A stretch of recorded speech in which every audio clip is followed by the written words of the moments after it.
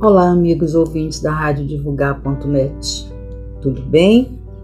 Então, dando continuidade à exploração da revista O Reformador, continuamos na revista número 134, ano 134, número 2246, maio de 2016. Dessa feita, nós iremos passar uma explanação de Richard Simonetti. O que ele explica em relação àqueles sonos que a gente sente na hora de fazer o evangelho, na hora de ouvir um evangelho, né? A gente às vezes está na casa espírita ou numa igreja católica ou uma igreja evangélica e a gente de repente é acometido de um sono sem fim, a gente não entende porquê, é um abrimento de boca. Eu tenho isso demais. E aí quando acaba a reunião, quando acaba a palestra, quando acaba a leitura de um determinado livro, de uma leitura salutar, o sono vai embora. Esse fenômeno acontece demais com todos nós. Comigo, então, já virou rotina. E aí eu começo a sair água dos olhos, a dar aquela puxada no nariz. É a palestra inteira. E quando termina, vai embora tudo. E aí, às vezes, algumas amigas lá assim, já começou o fungado. É incrível. E ele vai nos explicar o que fenômeno é esse. Vamos começar. O título é Sonífero, as páginas 33 e 34 da revista O Reformador, do ano de maio de 2016. Ele explica com detalhes esse famoso sono que a gente tem no horário das palestras, das leituras. Vamos lá. Um amigo comentou: o espiritismo funciona para mim como um infalível sonífero. Basta abrir um livro ou ouvir uma palestra de teor espírita e logo começa a bocejar a tomada de sono. E ele pergunta: é tédio? Não, sono mesmo, incontrolável. Bem, pelo menos está lhe servindo para visitar Morfeu. Não desejo dormir. Adoro a doutrina. Aí está o problema. Pensei em algumas possibilidades. Não será cansaço em fase de outras atividades?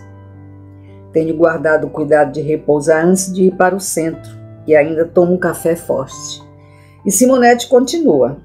Fraqueza, esgotamento em fase de múltiplas atividades e preocupações? O amigo responde: negativo. Estou muito bem. Sou aprovado com louvor em teste de saúde. Excesso de trabalho? Observo rigorosamente o horário de atividade profissional e não levo nem serviço nem preocupação para casa. Será a noite mal dormida? Sono de anjo. Sem sobressaltos, sem interrupções noturnas. Simonetti continua a pergunta. Sente o mesmo sono quando lê um livro ou assiste um filme de temática diferente? Ele responde: não tinha pensado nisso. Analisando esse aspecto, percebo curiosamente que não tenho nenhum problema nessas outras atividades. Começou a desvendar o problema do sono. A conclusão aqui, caro leitor, é óbvia. Nosso amigo está sob influência espiritual. Foi a conclusão de Richard Simonetti. Espíritos que gostam de dirigir nossa vida, explorar nossas mazelas, estabelecer domínio sobre nós, não ficam felizes quando nos aproximamos do espiritismo. Verdade. A gente, quando se aproxima do espiritismo, começa a frequentar uma casa espírita, acontece de tudo. É uma visita que nunca apareceu, de repente ela aparece. É o carro que dá o prego, é o ônibus que não passa, é um corpo febril, uma dor de cabeça, uma dor de barriga, tudo acontece. Aquele exato momento que você tem que ir para o centro espírita. E quando você consegue chegar lá, eles te botam para dormir. Eu tenho uma amiga que já aconteceu situações com ela, que ela diz assim para mim: Wanda, eu vi quando começou o evangelho, mas eu não vi o final. Eu dormi o evangelho inteiro. Qual foi o assunto de hoje? Incrível. Ela dorme, bota a cabeça na mesa e dorme. E outras pessoas dormem que ronca. Aí depois que passa a leitura, tá todo mundo acordado, todo mundo saltitante, feliz da vida. Os espíritos brincalhões, os espíritos que não querem que a gente desenvolva espiritualmente, para que eles não se afastem da gente, porque no momento em que você eleva seu grau de conhecimento, que você se eleva espiritualmente, se eles não forem um espírito de boa elevação, eles não conseguem mais te alcançar. E aí como é que eles vão viver sem conseguir sugar nossa energia, sem plasmar as nossas atitudes, né? Então eles fazem de tudo para que a gente não chegue no centro, que a gente não, se a gente conseguir chegar por teimosia, que a gente não assista a palestra, que a gente arrume confusão lá dentro para se afastar, bota pessoas para implicar com a gente. Então eles usam de todas as artimanhas possíveis. Continuando.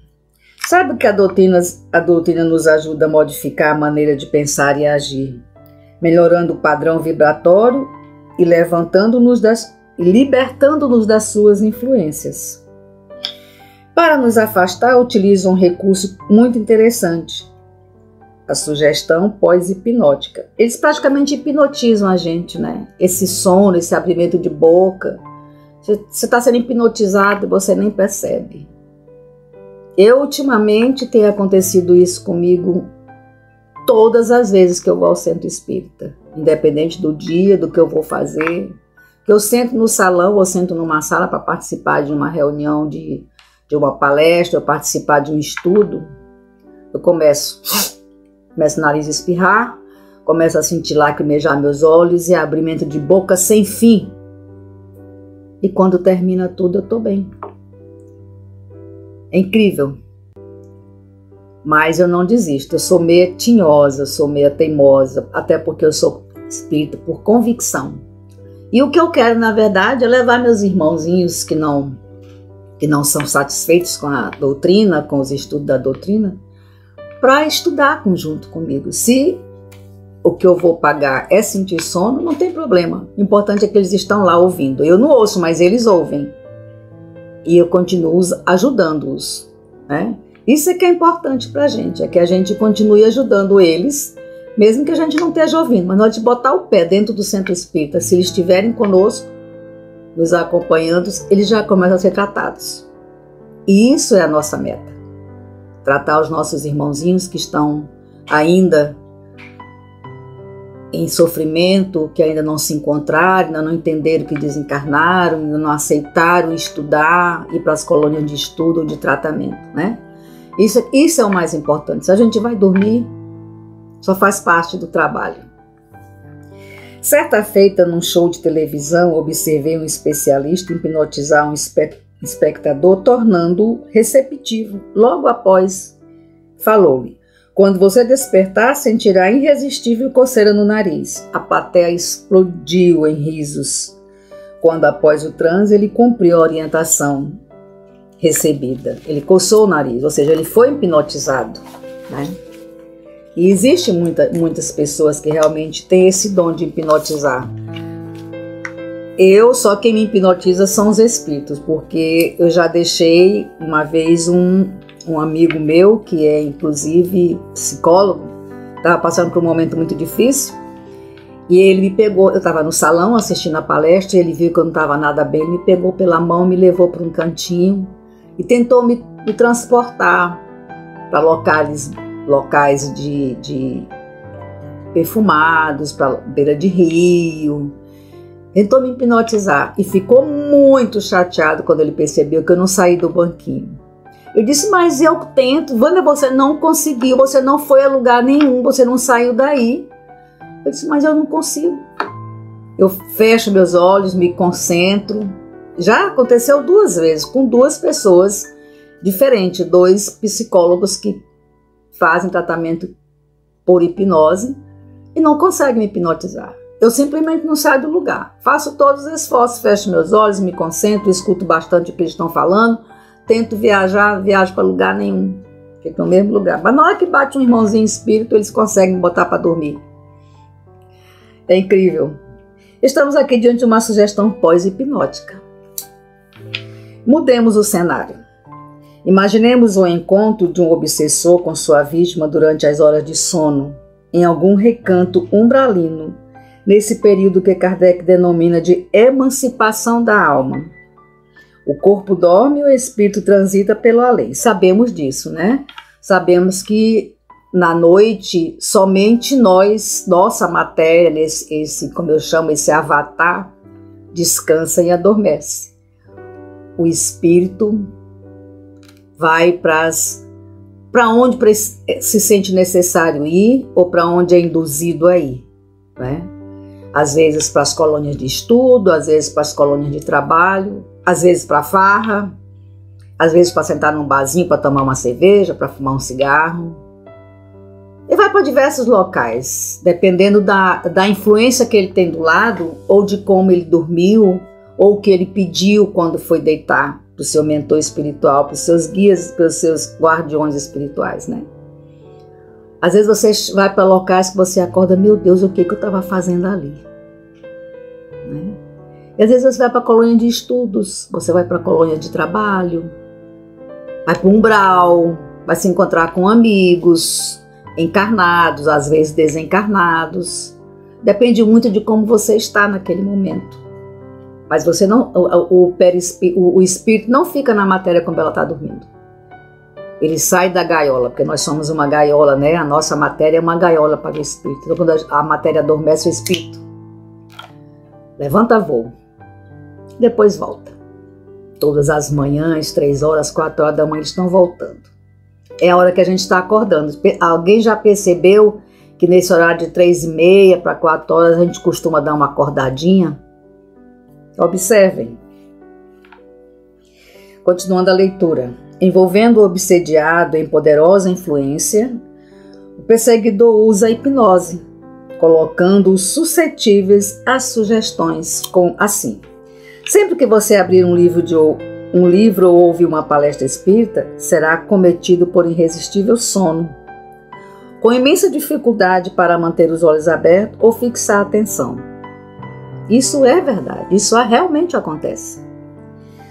Com essa técnica sutil, o obsessor neutraliza o aprendizado que liberaria a vítima de sua influência. Isso acontece a todo momento, todos os dias, em todos os segmentos de religião. Tanto faz na seara espírita, como na seara evangélica, como na seara católica, como na seara umbandista, em qualquer seara. Que você esteja trabalhando para o bem, para a evolução. Se você tiver um irmão desencarnado que não quer que você progrida, que você eleve seu espírito para que ele não saia de perto de você, ele vai interferir. Até ele também se conscientizar que ele precisa estudar e evoluir. Mas enquanto ele estiver nas regiões umbralinas, ele vai te perseguir. E com poder, porque ele nos vê, mas a gente não os vê. E você não vê a pessoa que está querendo te fazer um mal, você não tem como se livrar dela, né? Então, por isso que a gente costuma falar que a oração é o melhor medicamento para tratar os nossos irmãozinhos, que a gente não os vê, mas a gente ora por eles e a oração chega até eles. Às vezes uma oração tira um irmão do umbral. Um pensamento positivo tira um irmão do umbral. Você vê o poder da oração, do amor que a gente emite nessa oração. A gente tira um irmão do umbral. E daí perguntará o leitor, estará a vítima condenada a não assimilar os libertadores conceitos doutrinários? Estará a vítima condenada a não assimilar os libertadores conceitos doutrinários? O leitor que estava conversando com o Richard Simonetti, né, o amigo, faz essa pergunta. E ele responde, fique tranquilo, esse condicionamento não é um ad eterno, não dura para sempre. A gente sabe que nada é para sempre, né? deve ser realimentado com frequência. Mas se a gente, mesmo a gente sabendo que não é para sempre, né? Mas se a gente usar as nossas searas religiosas como pronto-socorro, isso no momento que a gente está se queimando de febre, como a gente faz com os pronto-socorros dos hospitais da matéria, aí a gente melhora, a gente sai de lá leve, e aí não volta mais. O irmãozinho ainda está ali do lado. Na hora que torna a baixar a frequência, ele volta novamente. Às vezes fica na porta do centro espírita te esperando. Se você não sai dali contrito de que você realmente foi tratado e que você realmente pode se curar com aquele tratamento, com aquele passe, na hora que você sai de lá, ele paf, do teu lado. Já começa as insinuações. Então nós precisamos manter o tratamento, manter a oração, manter o pensamento de amor, principalmente aos irmãos encarnados e desencarnados que têm algum risco com a gente, que têm alguma rixa com a gente. É a única maneira que a gente tem de evoluir e levar conosco esses irmãos que ainda não se evoluíram. A oração, amor, caridade, benevolência e humildade para assumir que ainda somos pequeninos grãos de areia nessa caminhada rumo à evangelitude. Dando continuidade,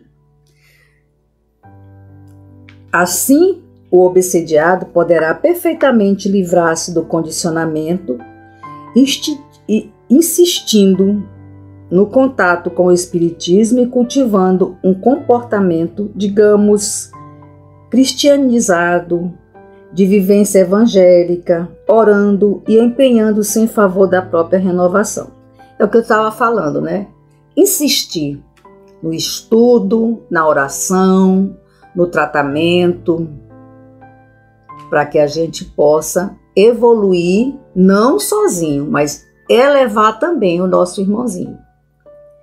Isso mudará nosso padrão vibratório, livrando-nos de influências de obsessor e talvez com seu exemplo possa até mesmo convencê-lo de que é mais produtivo e interessante praticar o bem do que atazanar os incautos. No momento em que você consegue se elevar e junto com a sua elevação você eleva seus irmãozinhos que estão ali, às vezes nem percebe que estão te perturbando, que estão atrapalhando, acho que estão ajudando. Tem alguns obsessores, que às vezes familiares que já desencarnaram, que não têm consciência de que eles ficando do nosso lado, nos induzindo a algumas coisas, eles atrapalham nossa vida. Eles acham que estão nos ajudando. Eu preciso cuidar da Wanda. Não posso deixar a Wanda sozinha, eu tenho que estar do lado dela, orientando ela. E às vezes está nos fazendo mal. Então a gente precisa elevar esse irmãozinho também. Não só nos elevar, mas elevar os nossos irmãos que estão conosco, que estão no nosso entorno, que frequentam os mesmos locais que nós frequentamos, ou que nos buscam, tanto encarnados quanto desencarnados. Precisamos muito dessa premissa de estudar, não sozinho, mas estudar com os nossos irmãos, principalmente os desencarnados, que precisam de uma oração. Ore e acredite, ela chega nos locais mais profundos, nos locais mais escuros, porque para a oração não tem barreira.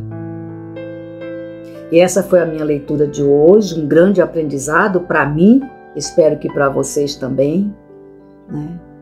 Richard Simonetti, a cada vez que eu leio algo escrito por ele, é uma grande lição, porque ele fala a nossa linguagem, ele fala de uma maneira simples, que todos entendem.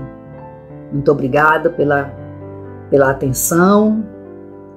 Estou muito feliz por estar aqui novamente, dando continuidade ao meu trabalho de alegria e amor, que é disseminar essa maravilhosa doutrina espírita.